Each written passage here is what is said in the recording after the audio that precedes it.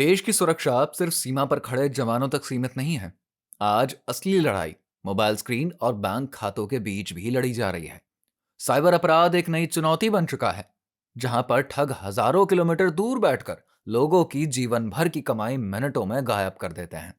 लेकिन इसी डिजिटल मोर्चे पर प्रधानमंत्री नरेंद्र मोदी के मार्गदर्शन में गृह मंत्री अमित शाह ने एक संगठित और सख्त जवाब तैयार किया है। Indian cyber crime coordination centre यानी कि I4C को केंद्र में रखकर एक ऐसा सिस्टम खड़ा किया गया है जिसने साइबर ठगी को समय रहते रोकना शुरू किया।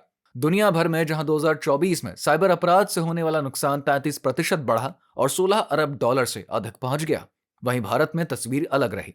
2024 में 22,849 करोड़ की रिपोर्टेड साइबर ठगी 2025 में घटकर 22,504 करोड़ रुपए रह गई। ये गिरावट भले ही छोटी लगे, लेकिन ये बताती है कि ट्रेंड बदल चुका है और सिस्टम अब सिर्फ शिकायत दर्ज नहीं कर रहा, बल्कि पैसा रोक भी रहा है।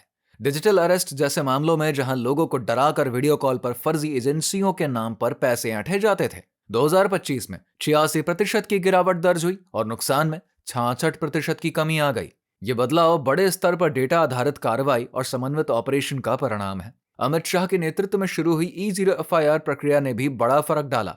पहले साइबर शिकायतें दर्ज तो होती थी, लेकिन एफआईआर में बदलने की दर केवल 0.64% थी, जो अब बढ़कर 9% हो चुकी है।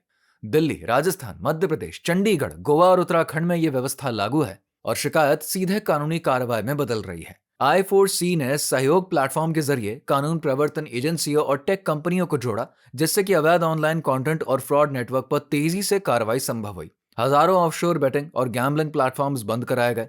राज्यों के साथ समन्वय और प्रतिबिंब मॉड्यूल के जरिए संदिग्ध खातों, म्यूल अकाउंट्स और एटीएम नेटवर्क की मैपिंग की जा रही है। नतीजा ये है कि जनवरी 2026 तक केवल 3% म्यूल अकाउंट्स ही एक सप्ताह से अधिक सक्रिय रह पा रहे हैं। आधार एनेबल्ड पेमेंट सिस्टम यानी कि AEPS के दुरुपयोग पर भी सख्ती हुई।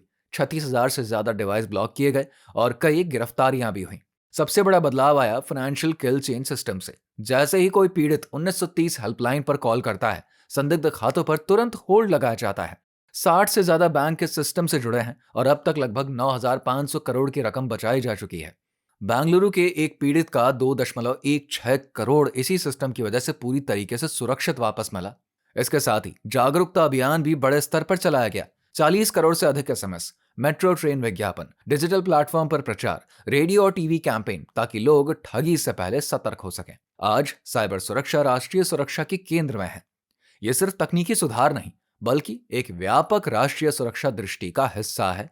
प्रधानमंत्री नरेंद्र मोदी के मार्गदर्शन में और गृह मंत्री अमित शाह के नेतृत्व में तैयार किया गया ये मॉडल दिखाता है कि भारत साइबर अपराध पर सिर्फ प्रतिक्रिया नहीं देता, बल्कि पहले से तैयारी कर उसे रोकने की क्षमता विकसित कर चुका है। डिजिटल दुनिया में चल रही इस अदृश्य लड़ाई में यह साफ संकेत है कि सिस्टम मजबूत हुआ है और ठगों के लिए जगह लगातार छोटी होती जा रही है।